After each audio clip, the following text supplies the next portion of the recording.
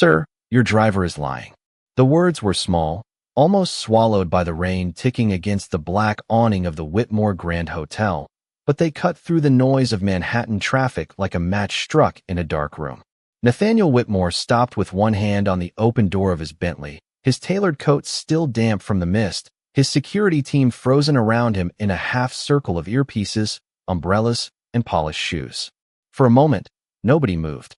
The revolving glass doors behind him kept turning, spilling gold light onto the sidewalk, while yellow cabs hissed through puddles along Fifth Avenue, and the smell of wet asphalt rose into the cold evening air.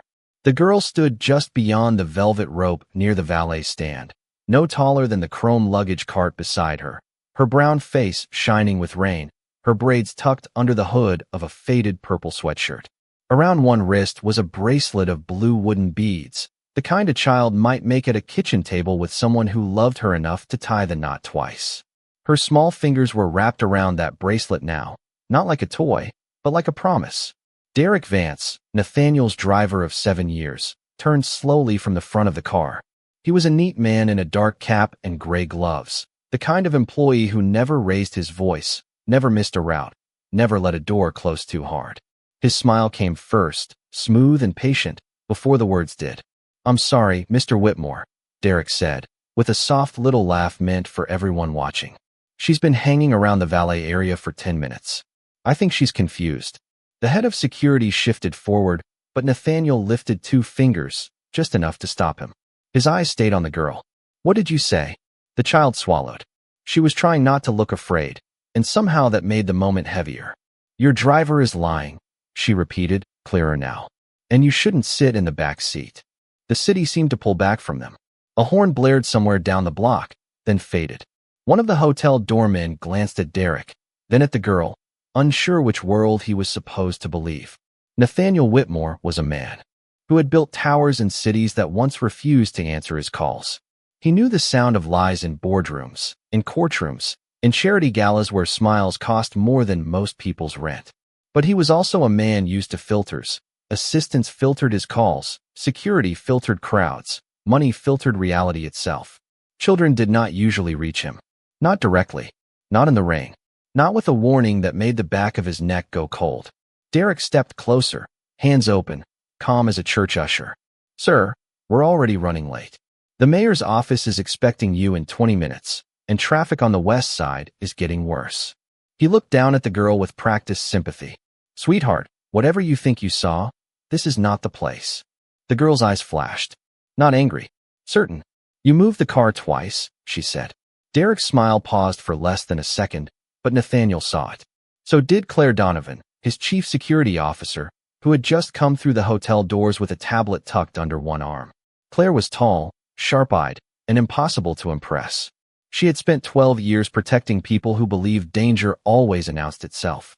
Her gaze moved from the girl to the Bentley, then to Derek's gloved hands. "What's your name?" Nathaniel asked. "Maya," the girl said. "Maya Brooks." "And why were you watching my car, Maya Brooks?" A few people at the curb leaned in, hungry for drama, but Maya did not perform for them. She looked toward the hotel side entrance, where steam drifted from a vent near the loading dock. "Because my grandma works nights here," she said. "I wait for her after school when her bus runs late. I know which cars belong here. I know which drivers stay where they're supposed to stay." Derek gave a small sigh, the kind adults use when they want a child to sound unreasonable without saying it out loud. "Mr. Whitmore, with respect, she's a kid. She probably saw me pull up from the garage and misunderstood." Maya shook her head. Rain slipped from the edge of her hood. "No, you parked at the curb first. Then you took the car to the loading dock. Then you brought it back and told the valet the rear sensor was acting up." Claire's eyes narrowed. "The rear sensor?" Derek turned toward her. "Minor alert on the dashboard. Already cleared." Nathaniel looked into the back seat of the Bentley. Black leather. Silver trim. A folded newspaper he had not opened. A bottle of water in the cup holder. Nothing unusual. That was what bothered him. Nothing unusual was exactly how Danger preferred to dress. "Maya," he said, keeping his voice even, "what makes you think he's lying?" She hesitated then, not because she did not know, but because every adult face around her had taught her that telling the truth could still get you dismissed. Her thumb moved across the blue beads on her bracelet. He said he was checking the sensor, she said. But he wasn't looking at the dashboard. He was looking over his shoulder. And he had another phone. Derek's jaw tightened, barely. That's ridiculous. Maya pointed past him, toward the side of the hotel. There's a camera above the loading dock. And one by the glass doors. If I'm wrong, I'll leave. But if I'm right, her voice softened, yet somehow carried farther. Please don't get in that car. Nathaniel stared at her, and for one strange second, the luxury around him looked thin. The imported car, the private security, the hotel bearing his name in brass letters 10 feet high. All of it had almost moved him forward without question. All of it had almost made him ignore a little girl in a wet sweatshirt because she did not look like someone powerful people were trained to hear. Derek opened the rear door wider. Sir, we need to go. Nathaniel did not move. The rain tapped harder against the awning. Claire stepped closer to the Bentley, her tablet waking with a pale glow that lit the underside of her face. Mr. Whitmore, she said quietly. It'll take me 2 minutes to pull the dock footage. Derek's calm finally thinned at the edges. Claire, this is absurd. Nathaniel turned to his driver. 7 years of trust stood between them. 7 years of early flights, late meetings, silent rides after his wife's funeral, and every mile in between. Then he looked back at Maya, at the child who had nothing to gain except the chance of being laughed at by adults in expensive coats. Close the door, Nathaniel said. Derek blinked. Sir. Nathaniel's voice dropped, steady and cold. Close the door. The Bentley's open door seemed to hang in the air for one final breath before Derek obeyed. It shut with a soft, expensive sound that made everyone on the curb flinch inside the silence. Maya exhaled like she had been holding up the whole building with her lungs. Nathaniel stepped away from the car and toward the hotel entrance. Claire, he said, security room. Now. Then, after a pause, he looked down at the girl. Maya Brooks comes with us. Derek's face remained polite, but the rain had reached beneath the brim of his cap, tracing a thin line down his temple. Maya saw it. Nathaniel saw Maya seeing it. And as the golden doors of the Whitmore Grand opened behind them, the billionaire understood that whatever waited on the security footage would not just explain why a child had warned him. It would reveal why a man he trusted was suddenly afraid. The moment the elevator doors closed, the noise of the hotel lobby vanished as if someone had lowered a glass wall between two worlds. Inside, Nathaniel Whitmore stood with his hands at his sides, rain darkening the shoulders of his coat, his face unreadable beneath the soft ceiling lights. Claire Donovan tapped her access card against the panel, and the elevator began to rise toward the private security level with a smooth hum that made the silence feel even sharper. Maya Brooks stood near the corner, both hands around the strap of her worn backpack, the blue beads on her bracelet clicking faintly whenever her fingers moved. Derek Vance stood across from her, still composed, still clean, still wearing the expression of a man waiting for a misunderstanding to embarrass everyone except him. Mr. Whitmore, Derek said at last, his voice low and careful. I respect your caution, but this is turning into a scene. The child is mistaken. I moved the car because the front curb was blocked. I checked the sensor because the dashboard alert came on. That is all. Nathaniel did not answer right away. His reflection stared back from the elevator doors, pale and still beside Derek's darker outline, and Maya's small hooded figure. Then the cameras will make that clear, he said. Derek gave a polite nod, but his eyes did not settle. They moved once to Claire's tablet, once to the elevator numbers, then away. Maya noticed. She noticed everything. She had learned it from waiting in corners where adults forgot she could hear, from sitting on plastic chairs outside employee entrances, from watching hotel guests smile at the front desk and snap at workers near the service hallway. Her grandmother, Loretta Brooks, always told her that people showed the truth twice, once with their mouths and once with their hands. Derek's mouth was calm. His hands were not. His right thumb kept pressing against the side of his glove, as if checking for something that was no longer there. The elevator opened onto a narrow hallway washed in blue-white light. At the end stood a steel door marked Security Operations, and behind it came the low electronic murmur of monitors, radios, and servers breathing in the dark. Claire held the door open. In here. The room was smaller than Nathaniel expected, colder too, with 6 desks, a wall of screens, and a city of camera angles showing every polished corner of the Whitmore Grand. The lobby, The elevators, the valet curb, the garage ramps, the loading dock, the service corridor, the ballroom entrance, the kitchen doors. A young security technician named Luis looked up from a console and immediately straightened. Miss Donovan. Mr. Whitmore. His eyes flicked to Maya, then Derek, and he seemed to understand that this was not a routine request. Claire moved to the main station. Pull all exterior cameras from 6:35 to 6:55 this evening. Valet curb, loading dock, service entrance, west glass doors, and garage exit. Derek exhaled through his nose, not quite a laugh. This is a waste of time. Maya looked at the screens, not at him. Then you should not be nervous. The words were not loud. They did not need to be. Louise stopped typing for half a second. Claire's mouth barely moved, but Nathaniel caught the shadow of approval in her expression. Derek turned toward Maya with a patient smile that no longer reached his eyes. Young lady, being questioned because a stranger invented a story about you would make anyone uncomfortable. I did not invent it, Maya said. Her voice had a tremble now, but it stayed upright, like a candle refusing to go out. Nathaniel stepped closer to the monitors. Show me the curb first. Luis brought up the footage. The screen filled with the hotel entrance under rain, the Bentley gliding into view, Derek stepping out, one hand on the roof, nodding to the valet. Timestamp, 6:38. The image was clear enough to see the shine of the car, the flash of umbrellas, Maya sitting on the low stone ledge near the side of the awning with her backpack on her knees. There, Derek said. Normal arrival. Claire said nothing. Keep going, Nathaniel ordered. The footage continued. Derek checked his watch. A delivery van edged toward the curb. The Bentley pulled forward, then disappeared out of frame. Luis switched to the loading dock camera. The screen went black. A small gray message appeared. Signal interruption. Luis frowned. That camera is offline for that window. Claire leaned in. Offline since when? He typed quickly. 6:41 to 6:44. 3 minutes and 12 seconds. The room changed temperature without changing at all. Nathaniel turned slowly toward Derek. Derek lifted both palms. And that is unfortunate, but not suspicious. Cameras fail. This hotel runs hundreds of them. Claire's eyes hardened. This one did not fail before or after those 3 minutes. Derek's face stayed smooth. I cannot explain your equipment.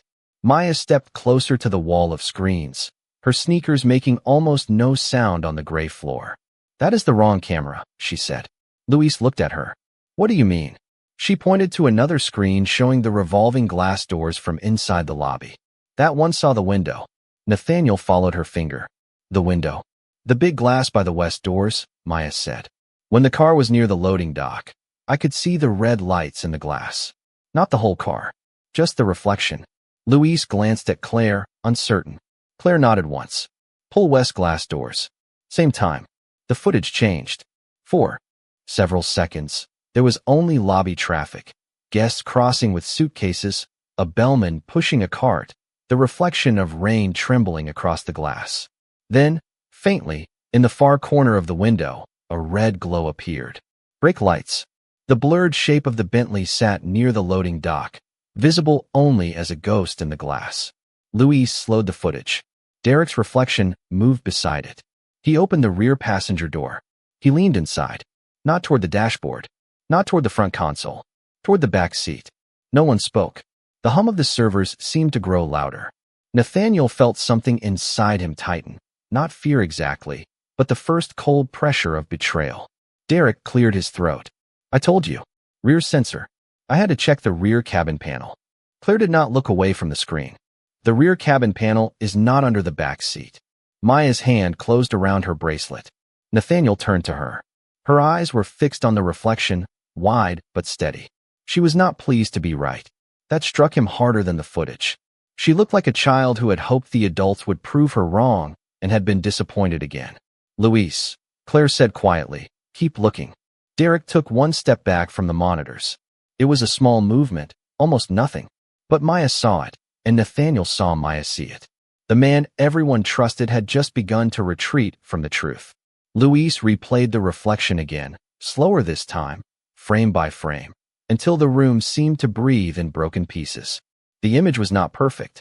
It was only a ghost caught in hotel glass, red brake lights smeared by rain, Derek's shape bending into the rear of the Bentley, like a dark question nobody wanted to answer. Still, it was enough to change the silence. Nathaniel Whitmore stood with his arms at his sides, his face pale beneath the security room lights, while Claire Donovan leaned over the console with the focus of someone following a thread through smoke. Maya Brooks stayed just behind the line of adults, close enough to see the screens, far enough not to be in anyone's way. She had learned that too.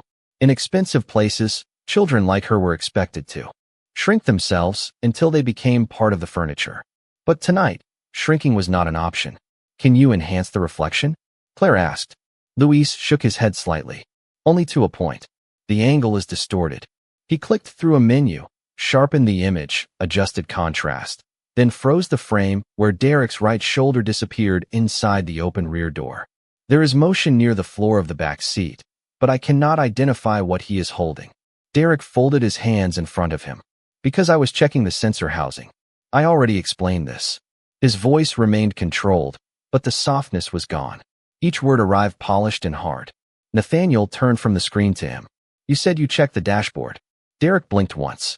"I checked both areas, sir." "That is not what you said." The words fell quietly, but they landed with weight.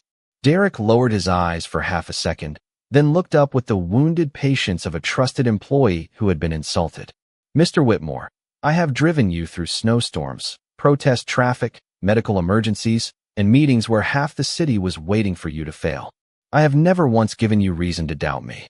Maya looked at him then, and something in her small face tightened. Not anger. Recognition. She had heard adults use history like a locked door before. "I helped you once, so do not question me now. I have been here longer, so the truth belongs to me." Claire kept her eyes on the monitors. "Luis, pull the service elevator camera outside the loading dock." "Already searching," Luis said. His fingers moved fast over the keyboard. Several screens shifted. A hallway appeared, gray and narrow, stacked with linen carts and crates of bottled water. Timestamp, 6:42. Empty. Then Derek walked into frame. No cap now. Head lowered, one hand at his ear. "There," Maya whispered. Claire paused the footage. "He is on a call." Derek's mouth tightened. "I take calls all day. Dispatch, maintenance, traffic updates." "Not on your assigned phone," Claire said. She zoomed in. Derek's left hand held a slim black phone without a case, not the company-issued device clipped to his belt. The room grew smaller around Nathaniel. He remembered countless rides where Derek's official phone sat in the front console, screen bright with routes and alerts. He had never seen the black one. Not once. "Play it," Nathaniel said. The footage had no audio, only Derek's face in profile as he spoke near the service elevator. His lips moved clearly for a few seconds before he turned away. Claire watched once, then again, then slowed the clip. "Luis, can you isolate the mouth movement?" Luis nodded, uncertain but willing. "I can enlarge it." The image grew grainy, but Derek's expression sharpened enough to read tension in his jaw. Maya stepped closer without realizing it.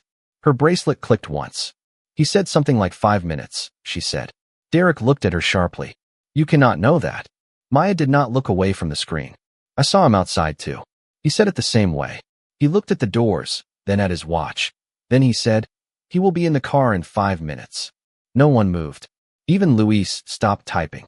Nathaniel felt those words pass through him like cold water. "He will be in the car in 5 minutes." Not Mr. Whitmore. Not the client. He. Like cargo. Like timing. Like a delivery. Derek gave a short laugh, but it was too dry to sound real. "This is becoming absurd. Are we now taking lip-reading instructions from an 8-year-old? Claire turned on him immediately. "Careful." One word. Clean and sharp. Derek's eyes flicked to her. "I only mean that this has gone too far. A child hears something, invents the rest, and suddenly my loyalty is on trial." Maya's face changed. For the first time, the steadiness cracked, not into tears, but into a quiet hurt that made Nathaniel look down at the floor before he could meet it. She had not asked to be important tonight. She had only asked not to be ignored.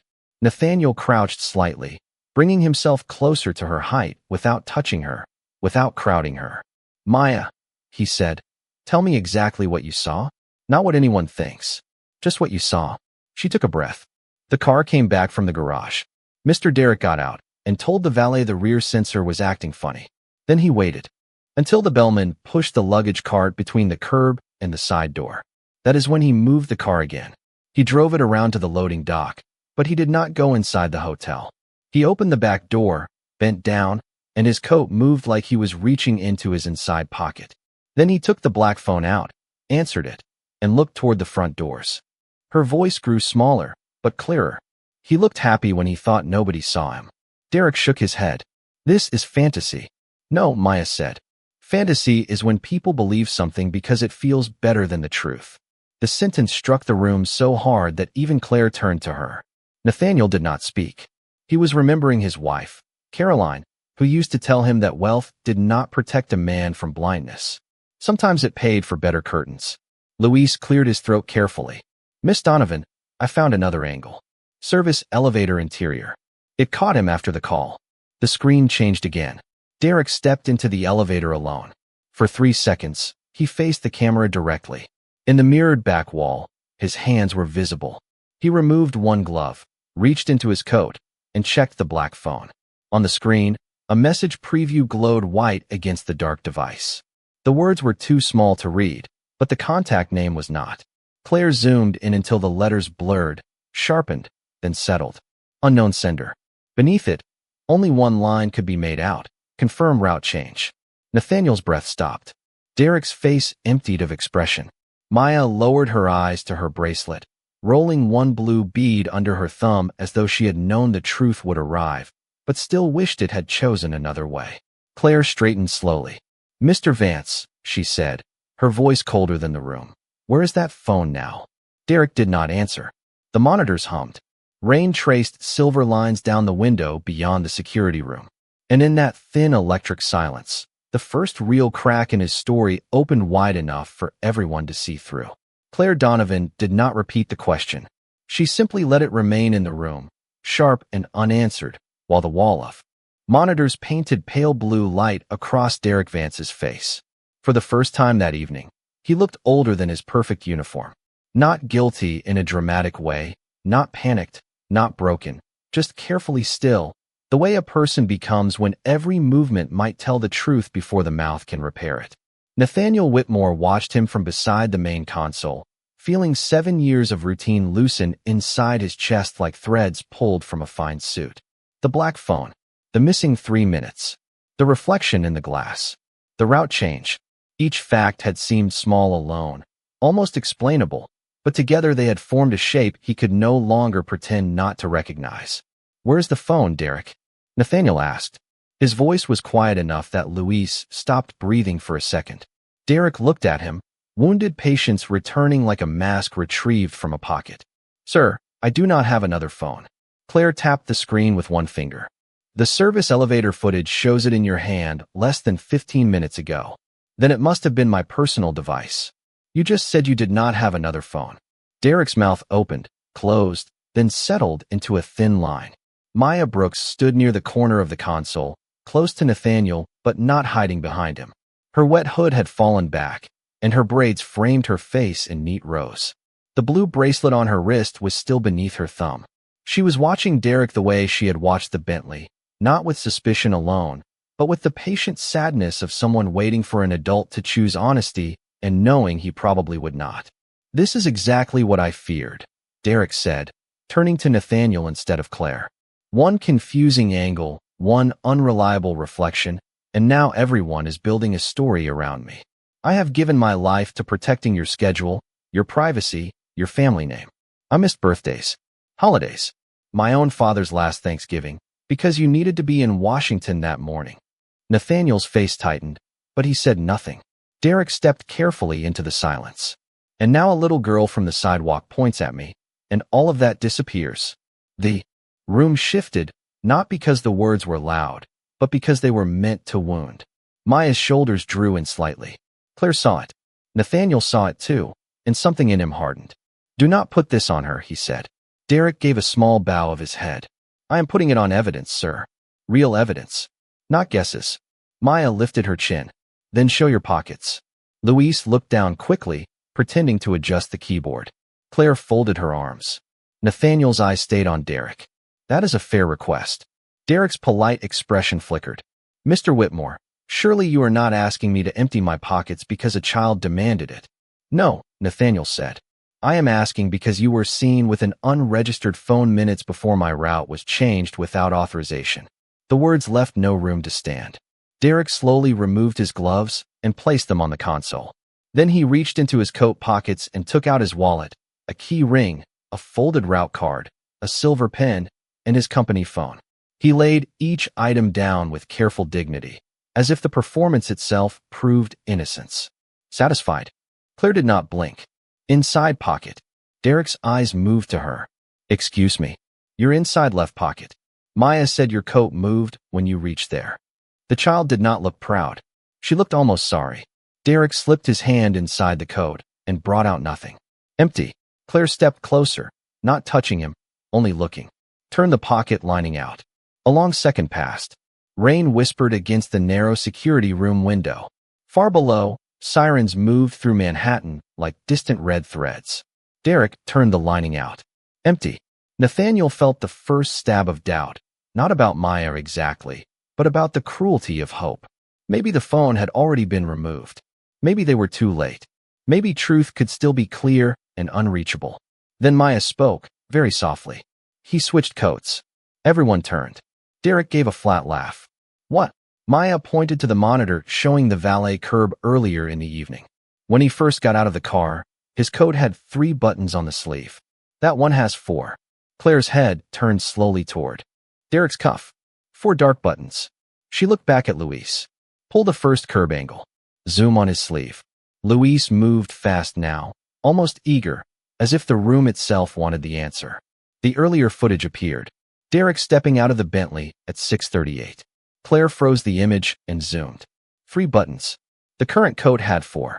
Nathaniel turned to Derek with a look that contained no anger yet, only a deep, stunned disappointment. Where is the other coat? Derek's calm began to crack at the edges. I changed because the first one was wet. Claire's voice cut in. Where? In the staff locker area, I suppose. You suppose? I left it with valet. Maya shook her head. No, you did not. Derek's eyes flashed toward her before he could soften them. Enough. The word struck the room like a dropped glass.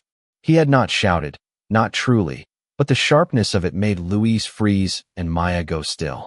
Nathaniel moved half a step forward, placing himself clearly between Derek and the girl without making a spectacle of it. His voice lowered. You will not speak to her that way. Derek's expression changed again, now into something close to desperation wrapped in pride. You are choosing a stranger over me. Nathaniel looked at the monitor where the 3-button sleeve remained frozen in blue light. I am choosing the truth. For a moment, Derek had no answer. Claire touched her radio and requested that valet locate a damp driver's coat immediately, then asked Luis to check the locker corridor feeds. The screens shifted again, one after another, until the staff hallway appeared. There was Derek, 7 minutes earlier, walking quickly past a row of lockers with the 3-button coat over one arm. He paused near a housekeeping cart, glanced once toward the ceiling camera, then stepped just out of frame. When he returned, he wore the 4-button coat. The other coat was gone. Claire leaned closer to the screen.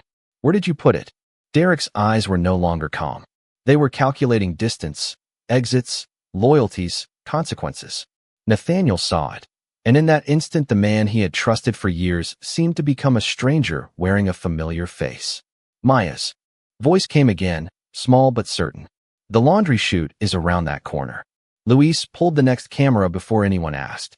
The angle showed only the end of the corridor, the edge of the cart, the brass square of the laundry chute door. At 6:48, Derek's arm entered frame, holding the dark coat. The chute opened. The coat vanished. No one spoke. Claire stood upright, every part of her now official and cold. Nathaniel stared at the screen, frozen not by surprise anymore, but by the terrible weight of confirmation. Maya looked down at her bracelet and whispered, not to accuse him, not to celebrate, but because the truth had finally become too heavy to hold alone. He did not want anyone to find it. Derek looked at her then, and the last trace of his smile disappeared. The laundry chute footage froze on the screen, and for a few seconds the security room felt less like a room than a held breath. The dark coat had vanished through the brass door in the wall, taking with it whatever Derek Vance had thought he could hide. Nathaniel Whitmore did not move. The man who had signed billion-dollar contracts with a steady hand now stood, as if one quiet hallway camera had removed the floor beneath him. Claire Donovan was the first to act. She spoke into her radio with calm precision, asking housekeeping to stop the laundry line, secure every bag from the service chute, and send 2 senior staff members to the basement sorting room without delay. Her voice did not rise. It did not need to. Everyone in the room understood that the story had crossed from suspicion into proof. Derek looked from Claire to Nathaniel, then to Maya, searching for the one face that might still soften. He found none. "This is being misunderstood," he said, but the sentence came out thinner than before. "I disposed of the coat because it was soaked. There was nothing in it." Maya did not answer him. She had stepped closer to the console, her eyes fixed on the frozen image of the chute door. The blue beads on her bracelet rested against the gray edge of the desk. Nathaniel noticed that her hands were no longer shaking. The adults were the ones trembling now, though they did it silently. In their jaws, in their fingers, in the pauses between words. "Why change coats at all?" Claire asked. Derek turned to her with the exhaustion of a man pretending he was the victim of inconvenience. "Because appearances matter in Mr. Whitmore's world. You know that better than anyone." Nathaniel looked at him then. "Do not use my name as your reason." Derek's expression tightened. For 7 years, he had opened doors, chosen routes, adjusted mirrors, remembered coffee preferences, and appeared exactly when needed. He had made himself part of the machinery of Nathaniel's life. Reliable, quiet, invisible enough to be trusted. That was what made the betrayal feel so cold. Not loud, not dramatic, just near. Claire's radio crackled. A voice from the basement said they had stopped the laundry conveyor and located a damp black driver's coat in a sealed canvas bag marked for overnight cleaning. Claire replied, "Do not touch the pockets. Bring the bag to security operations. 2 staff witnesses with it." Derek closed his eyes for half a second. Maya saw that too. Nathaniel did not miss it this time. "You know what they are going to find," he said. Derek opened his eyes. "You think you do." The door to the security room opened 5 minutes later, though it felt longer. 2 housekeeping supervisors entered with a clear garment bag laid over a rolling cart. One of them was Mrs. Alvarez, a woman in her 60s with silver hair pulled into a bun and the steady posture of someone who had seen too many rich people confuse service with silence. She nodded to Claire, then glanced at Maya. Recognition crossed her face. "Loretta's granddaughter," she said softly. Maya nodded. "Yes, ma'am." Nathaniel turned to Maya. "Your grandmother is Loretta?" "Loretta Brooks," Maya said. "She cleans the East Conference floors." Something passed across Mrs. Alvarez's face, a protective warmth quickly covered by professionalism. "Good woman," she said. "Best on nights." Claire put on a pair of disposable gloves and opened the garment bag carefully. The coat inside was wet along the shoulders. 3 buttons lined each sleeve. She checked the outer pockets first, a receipt, a folded gas station. Napkin, nothing else. Then she reached into the inside left pocket. The room tightened. Claire pulled out a slim black phone. No case. No identifying sticker. Its screen was dark. Derek did not speak. Nathaniel stared at the device as if it were not a phone, but a small door into a life he had failed to inspect. Claire placed it on the desk. "Luis, shielded tray. We preserve it as evidence." Luis moved quickly, hands careful. The phone was set down beneath the desk light, its black surface reflecting the monitors above it. Maya took one step back, not because she was afraid, but because the truth had become real enough for adults to handle now. Nathaniel noticed and lowered his voice. "Maya, are you all right?" She looked surprised that he had asked. "Yes, sir." But her eyes drifted toward Mrs. Alvarez. "Is my grandma off work yet?" Mrs. Alvarez softened. "She is still on the east floors, baby. I can call her." Maya shook her head quickly. "Do not scare her." That sentence reached Nathaniel in a place no accusation had. "Do not scare her." Not, "I am scared." Not, "Help me." Even now, Maya was thinking of someone else first. Claire turned on the black phone using a portable power cable. The screen glowed to life and immediately asked for a passcode. A notification banner appeared before it vanished. "Unknown sender. Route confirmed. Proceed to River Tunnel." No one touched the phone after that. The message had said enough. Nathaniel felt his heartbeat in his throat. The River Tunnel. A private route along the East River where construction had shut down 2 traffic cameras for the week.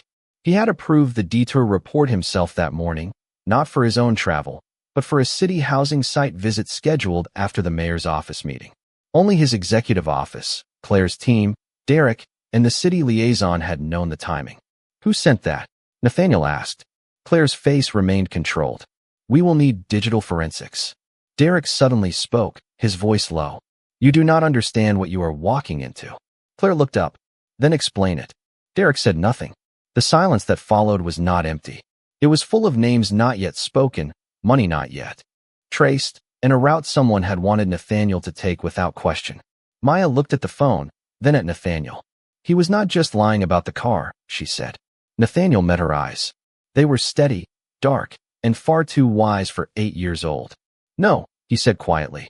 He was lying about where I was going. Claire closed the garment bag and signaled for the housekeeping supervisors to remain as witnesses. Then she turned to Nathaniel. We need to move you to the executive safe room while I contact the police and our outside security council. Nathaniel nodded, but he did not leave immediately. He looked at Derek, who stood under the monitor light with rain still drying on his collar, and saw a man he had mistaken for loyalty because he had never bothered to learn the difference between service and trust. Then Nathaniel looked at Maya Brooks, small, wet, watchful, and brave enough to interrupt a billionaire's evening because the truth mattered more than being believed. Maya, he said, you are not going back to the lobby alone. She blinked. I can wait for my grandma by the employee doors. Not tonight. His voice was gentle, but final. Tonight, you stay where the truth is protected. For the first time since the warning at the curb, Maya's grip on her bracelet loosened.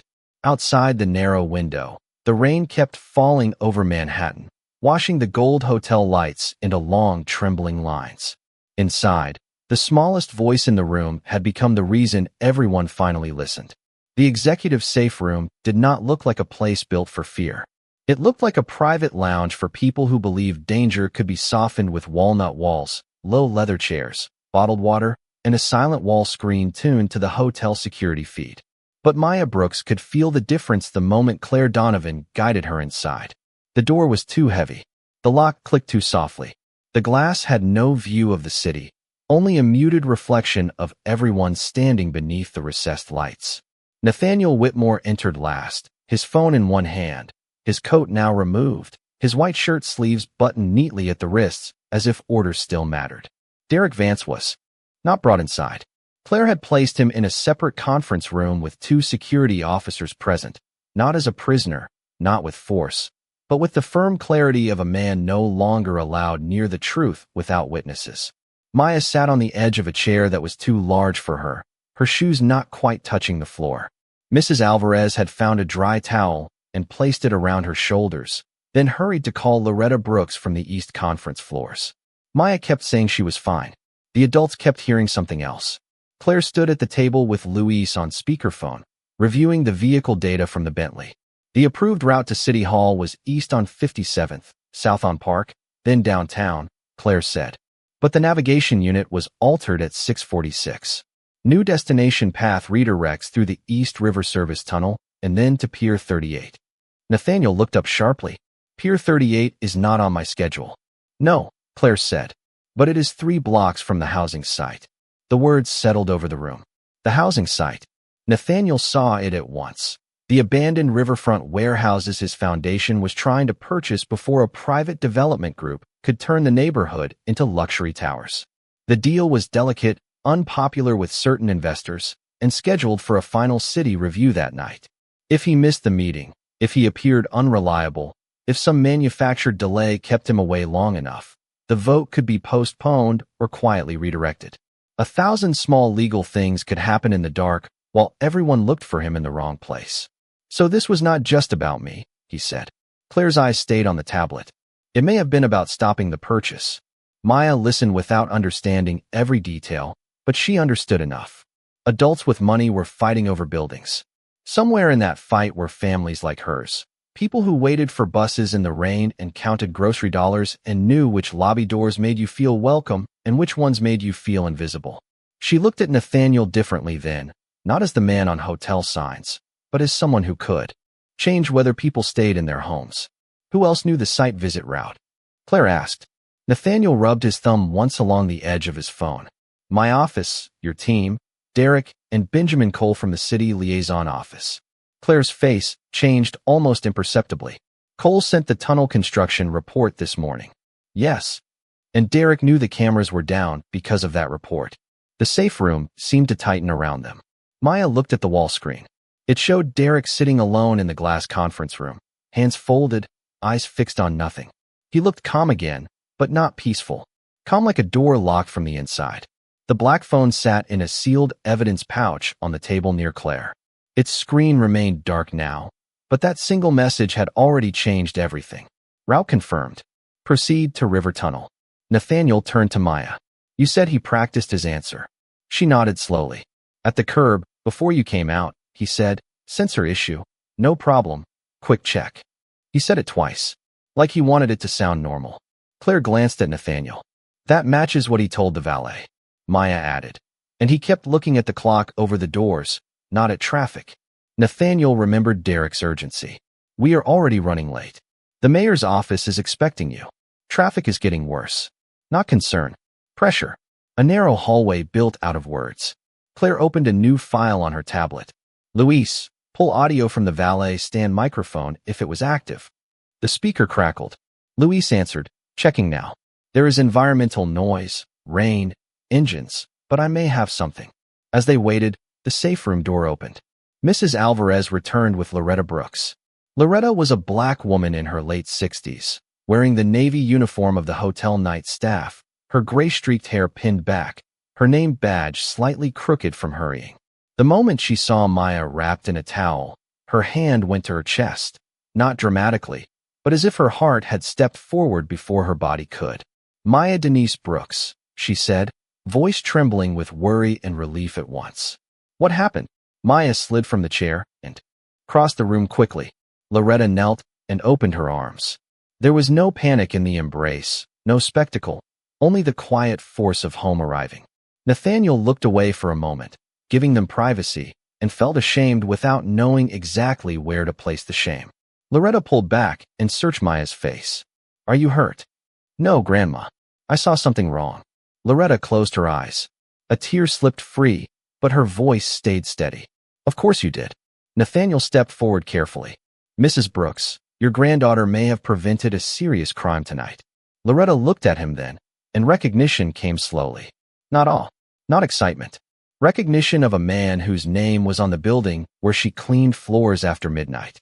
Then I hope someone believed her before it cost her courage, she said.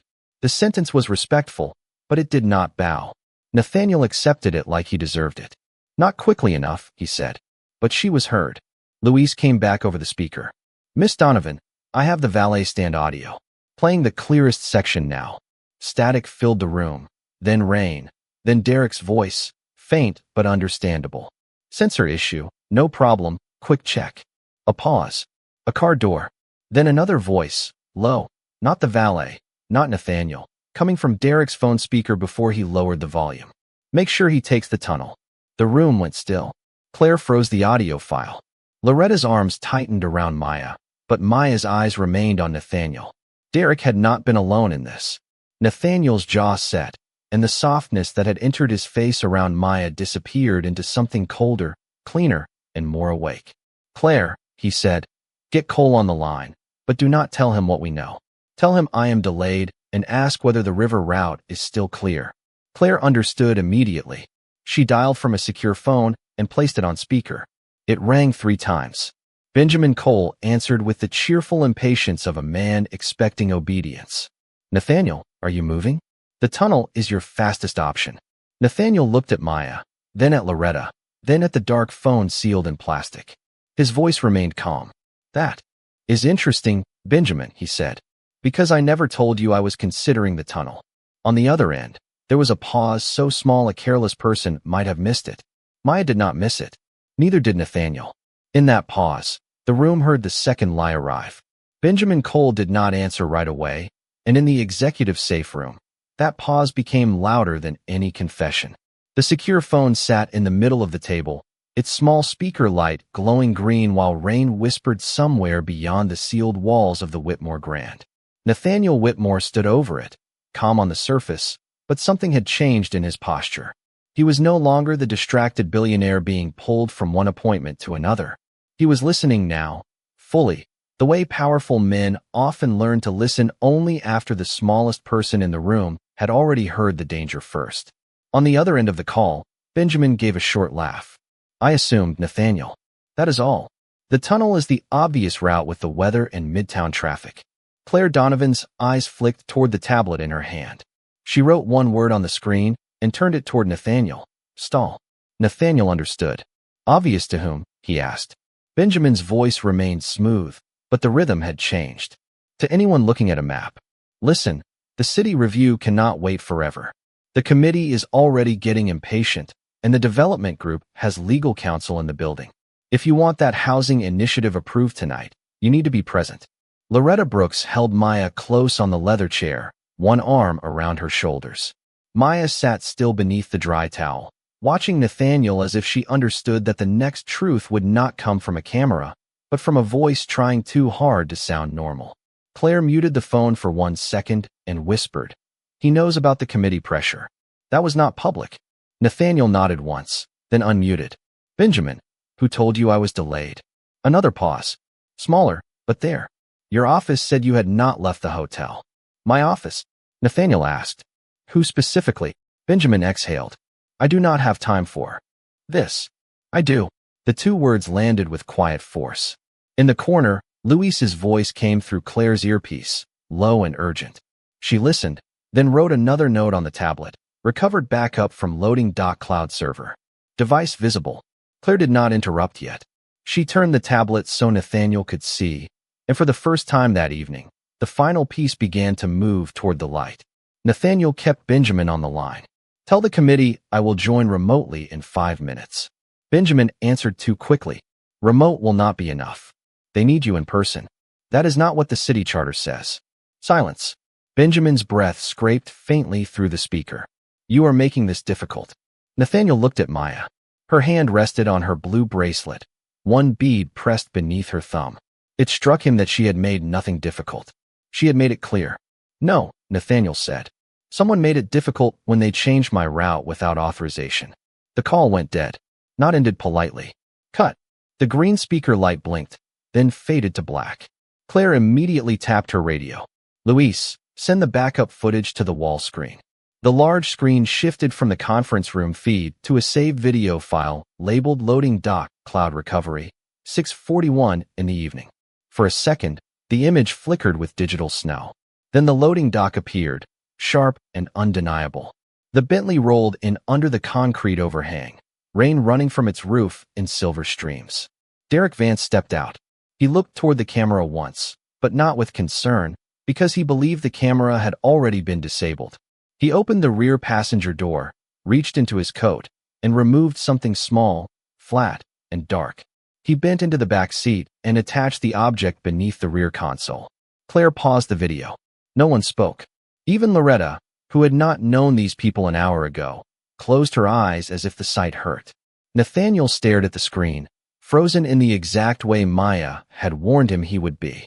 Not because the object was dramatic. It was not.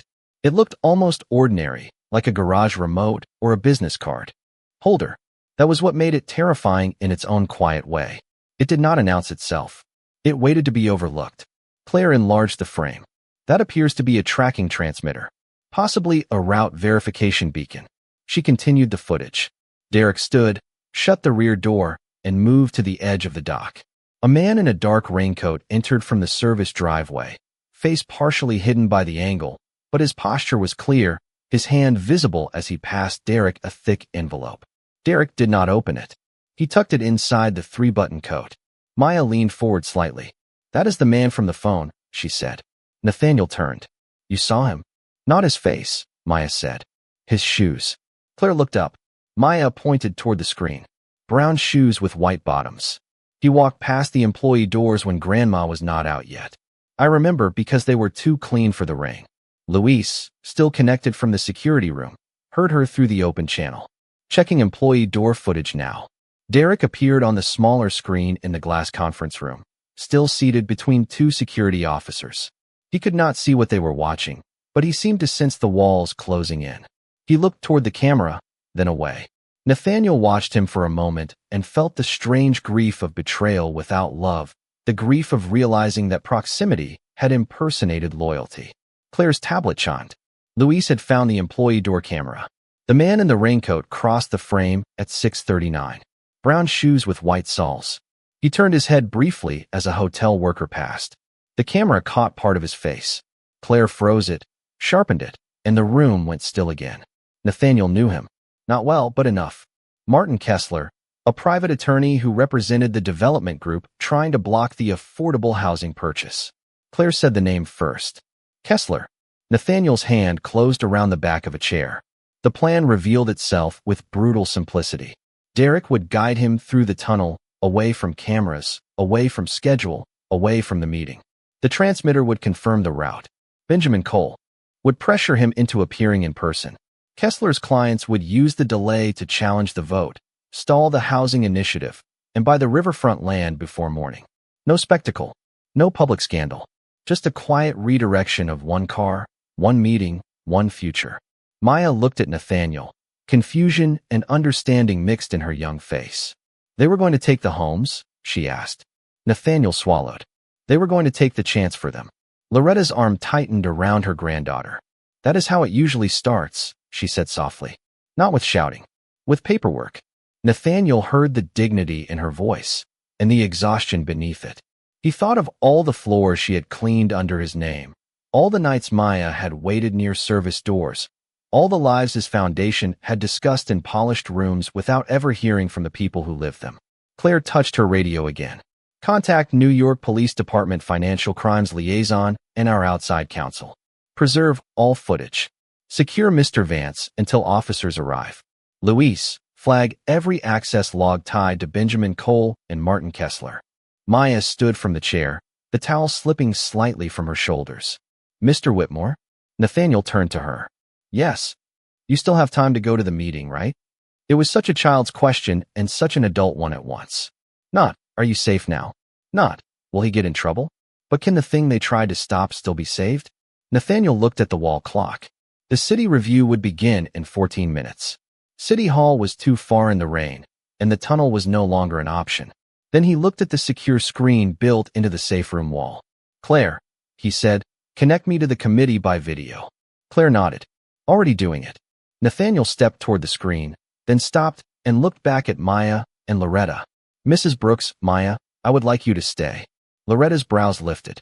For a city meeting? For the truth, Nathaniel said. They try to keep me from speaking, but the reason I can still speak is sitting in this room. Maya's fingers found the blue beads again, but this time she did. Not grip them out of fear. She held them like proof that small things could survive large rooms. The screen brightened. Faces appeared in boxes. Council members, city attorneys, impatient officials, and Benjamin Cole, whose smile froze the moment he saw Nathaniel standing safely inside the Whitmore Grand. Nathaniel looked directly into the camera, his voice steady enough to carry through every speaker in the meeting. Before we discuss the riverfront housing vote, he said, there is something this committee needs to know about why certain people did not want me to arrive tonight. Behind him, Maya stood beside her grandmother, wrapped in a towel, silent and brave, while the recovered footage waited on the screen like a truth that had finally found its witness. The video meeting opened into a silence that felt strangely brighter than the safe room itself.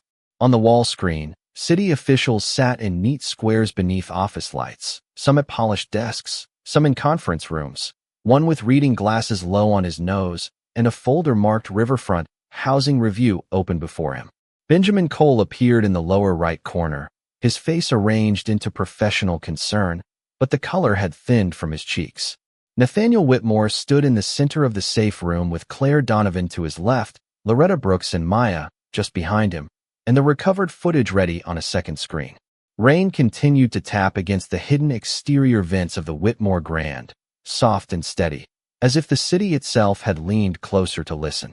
Mr. Whitmore, said Councilwoman Elena Ramirez, chair of the review committee, we were informed you were delayed in transit. Nathaniel looked directly into the camera. That information was incorrect. Benjamin Cole's smile twitched. Nathaniel, perhaps this is better handled after the vote. We are already behind schedule. Claire's eyes sharpened. Nathaniel did not look at Benjamin. We are behind schedule because my assigned route was altered without authorization. My vehicle was accessed by a trusted employee under false pretenses, and a private attorney connected to the opposing development group was captured on hotel security footage meeting with my driver minutes before I was supposed to leave. The boxes on the screen changed at once. A city attorney leaned forward. Another official removed her glasses. Someone whispered off microphone. Benjamin's smile disappeared completely. That is an extraordinary claim, he said. Yes, Nathaniel replied. It is. That is why you will see the footage. Claire tapped the tablet, and the loading dock video appeared on the shared screen. The Bentley rolled into view. Derek stepped out. The rear door opened. His hand moved beneath the back seat. The small dark device appeared for only seconds, but it was enough. Then came Martin Kessler in the dark raincoat, the envelope, the quick exchange under concrete and rain. No one in the meeting spoke over it. Not one person. The truth had a way of taking the air from polished rooms. Claire played the employee door angle next, freezing the frame on Martin's face. Then the service elevator footage showing Derek's second phone. Then the message on the black screen. Confirm route change. Finally, she played the valet stand audio. Rain crackled. Engines hissed. Derek's voice repeated the rehearsed phrase about the sensor. Then the low voice from the phone cut through. Make sure he takes the tunnel. Councilwoman Ramirez's expression hardened. Mr. Cole, she said, why did you advise Mr. Whitmore to take the tunnel? Benjamin straightened as if posture alone could rebuild innocence. Because it was the most efficient route in poor weather. I had no knowledge of any misconduct by a driver or any private attorney. Nathaniel finally looked at him through the screen. You told me remote attendance would not be enough. Benjamin blinked. That was my understanding. From whom? Nathaniel asked. The committee never made that requirement. The city attorney glanced at Councilwoman Ramirez and shook his head. No such requirement exists. Remote appearance is valid for this review. Benjamin's mouth opened, but no sound arrived. Maya watched him with the same careful focus she had given Derek. Adults look different when caught on camera than when caught by a child. On camera, they worried about reputation. With a child, they worried about being seen. Loretta's hand rested on Maya's shoulder, warm and steady. Nathaniel turned slightly so the committee could see them. The reason I am here at all, he said, is because an 8-year-old girl noticed what my staff, my security systems, and my own assumptions almost missed. Maya Brooks saw my driver move the car twice. She saw the second phone. She remembered the coat buttons. She knew which camera reflections still mattered after the loading dock camera went dark. Maya's eyes widened when her name entered the meeting. She did not step forward. She did not need to. Loretta's hand remained on her shoulder, and that was enough. Councilwoman Ramirez softened, but only for a moment before the seriousness returned. Miss Brooks, she said gently, you were very brave. Maya looked at Nathaniel first, as if asking whether she was allowed to answer in a room like this. He gave a small nod. She faced the screen. I just did what my grandma says, she said. If something is wrong, do not look away. The sentence moved through the meeting more powerfully than any legal argument. Several officials lowered their eyes. One man cleared his throat. Benjamin stared down at his desk. Nathaniel felt the shame again, but this time it did not paralyze him. It gave him direction. This housing initiative was designed to protect families who are too often discussed as numbers, he said. Units, costs, density, eligibility. But tonight, one of those families protected this process. So before anyone asks whether this deal is worth the trouble, remember who was almost erased from the room and who saved it. Councilwoman Ramirez looked toward the city attorney. They muted briefly, their squares silent, mouths moving behind the small red icons. In the safe room, nobody spoke. Claire stood still with the tablet against her chest. Loretta gently adjusted the towel around Maya's shoulders. Nathaniel watched Benjamin Cole, who no longer tried to smile. The committee unmuted. Councilwoman Ramirez's voice was formal now, but there was something human beneath it. Pending full investigation into the attempted interference presented. Here tonight, this committee will not delay the Whitmore Safe Housing Review. We will proceed with remote testimony and enter the security materials into protected record. Mr. Cole, you are recused effective immediately from all matters involving this site. Benjamin looked up sharply. Councilwoman, that is premature. It is necessary, she said. You may disconnect. For one frozen second, Benjamin seemed about to argue. Then his square vanished from the screen. The absence felt like a window opening. Nathaniel exhaled for the first time in minutes. The vote did not happen instantly. Government never moved like movies did. Questions followed. Legal confirmations. Financial assurances. Site protections. Affordability terms measured in years, not headlines. Nathaniel answered each one, but his voice had changed. He no longer spoke like a donor rescuing strangers from a distance. He spoke like a man who had finally understood that distance was part of the problem. He pledged additional funds for tenant legal support, community oversight, and a safety office staffed by people from the neighborhood itself. When asked why those additions had not been included before, he did not hide behind consultants. "Because I did not ask the right people what safety meant," he said. Behind him, Maya leaned against her grandmother, tired now but awake. She did not fully understand budgets or zoning language, but she understood that something had shifted. The adults were no longer talking around people like her. They were talking because of her. At last, Councilwoman Ramirez called the procedural vote to continue the purchase under emergency protection from outside interference. One by one, the committee members said yes. Each word landed softly, but together they sounded like doors unlocking. When the final yes was recorded, Loretta covered her mouth with one hand. Maya looked up at her. "Grandma." Loretta blinked away tears and smiled. "That means some families get to stay, baby." Nathaniel turned from the screen. The meeting was still active, officials still speaking, but the most important thing in the room had become very quiet. A little girl in a dry towel, wearing a bracelet of blue beads, had followed one lie through rain, glass, cameras, coats, phones, and powerful men until the truth reached a city record. Nathaniel lowered himself slightly, not to make a show of kindness, but to meet her eyes with respect. "Maya," he said, "tonight you did more than protect me." She looked confused. "I did. You protected people you may never meet." Her fingers touched the bracelet. For the first time all night, the smallest smile appeared on her face. It was not proud. It was relieved. In the wall screen's glow, with rain washing Manhattan outside and justice beginning its slow work inside, Nathaniel understood that the real target had never only been his car, his schedule, or his name. It had been trust itself. And somehow, a child who had every reason to be ignored had kept it from disappearing. The final vote was recorded at 9:27 that night, while rain still trembled against the hidden edges of the Whitmore Grand, and the city lights outside blurred into gold, silver, and red. The Riverfront Housing Review would move forward under emergency protection.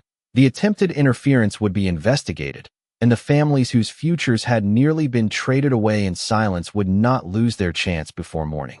On the wall screen, Councilwoman Ramirez gave one last solemn nod before the meeting ended, and then the safe room fell into a different kind of quiet. Not the frightening quiet from before. Not the sharp quiet of suspicion or the cold quiet of betrayal. This was the quiet that comes after people realize how close they came to making the wrong choice. Nathaniel Whitmore stood for a moment facing the blank screen, seeing his own reflection in the dark glass. Behind him, Claire Donovan spoke softly with the police liaison on the secure phone, arranging statements, evidence transfers, access logs, and digital records. Derek Vance had already been escorted to wait with officers in the presence of hotel counsel, still wearing the 4-button coat that no longer hid anything. Benjamin Cole was unreachable now, and Martin Kessler's office had stopped answering calls. Their names would move through official channels. By morning, through reports, subpoenas, hearings, and headlines. But in that room, the center of the story was not them. It was Maya Brooks, sitting beside her grandmother with a dry towel around her shoulders and the blue bracelet resting against her small wrist. Loretta had both hands around Maya's fingers as if she could warm the courage back into them. "You scared 10 years off my life," Loretta whispered. Maya looked down. "I did not mean to." "I know, baby." Loretta kissed the top of her braids. "But you told the truth when grown folks were busy protecting lies. That takes a strong heart." Nathaniel heard the words and felt them settle somewhere deeper than gratitude. He crossed the room slowly, stopping a respectful few feet away. For the first time all evening, he did not stand like the owner of the building. He stood like a man asking permission to enter a smaller, more important circle. "Mrs. Brooks," he said, "Maya, I owe you both an apology." Loretta looked up, guarded but fair. For what? Nathaniel's throat tightened. The answer was larger than he expected. For almost walking past her. For building systems that could watch every door in this hotel and still make a child feel she had to fight to be heard. For knowing your name only because tonight forced me to. Loretta studied him. She had cleaned long enough in rich buildings to know the difference between performance and remorse. This did not sound polished. It sounded late. Apology heard, she said. What matters is what you do after it. Nathaniel nodded. Then I will start tonight. He turned to Claire. Effective immediately, every employee concerned at this hotel gets a direct safety channel outside department management. Anonymous if needed, protected by outside counsel. No retaliation. No buried reports. Claire nodded. I will draft it before midnight. And the Foundation Housing Initiative, Nathaniel continued, looking back to Loretta and Maya, will include a resident advisory board, paid positions, not ceremonial seats. People from the neighborhood will help decide what safety, access, and dignity actually mean. Loretta's expression changed just slightly, not softened exactly, but opened. Paid positions? Yes, Nathaniel said. Time has value. Experience has value. Maya looked up at him. Like Grandma. He smiled faintly.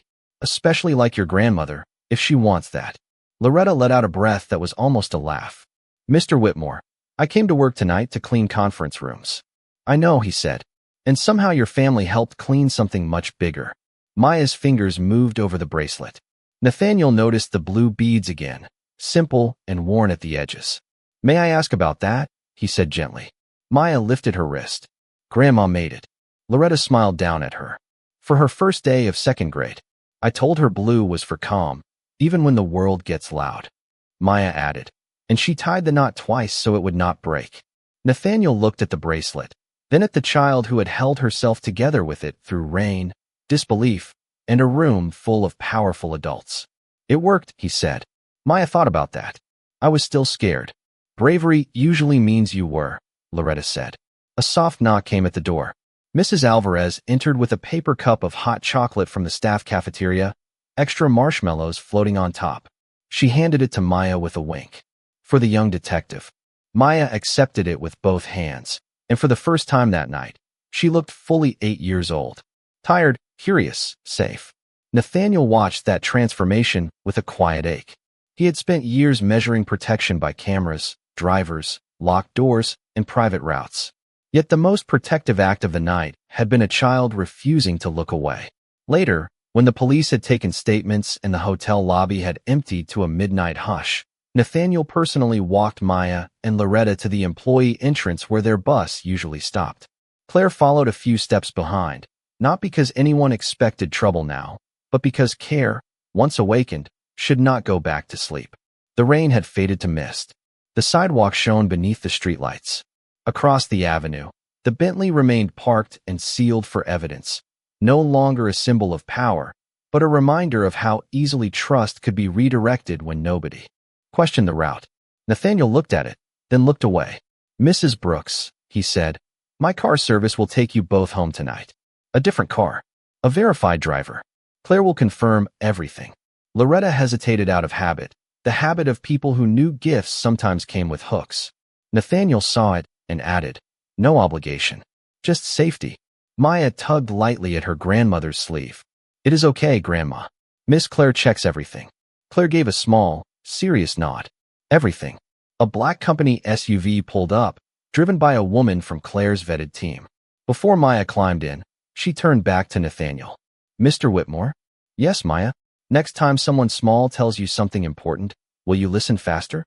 The question struck harder than praise ever could. Nathaniel lowered his gaze to meet hers. Yes, he said. I promise. Maya studied him for a second, as if deciding whether the promise had a knot tied twice. Then she nodded. Good. She climbed into the SUV beside Loretta, hot chocolate in her lap, blue bracelet bright under the dome light.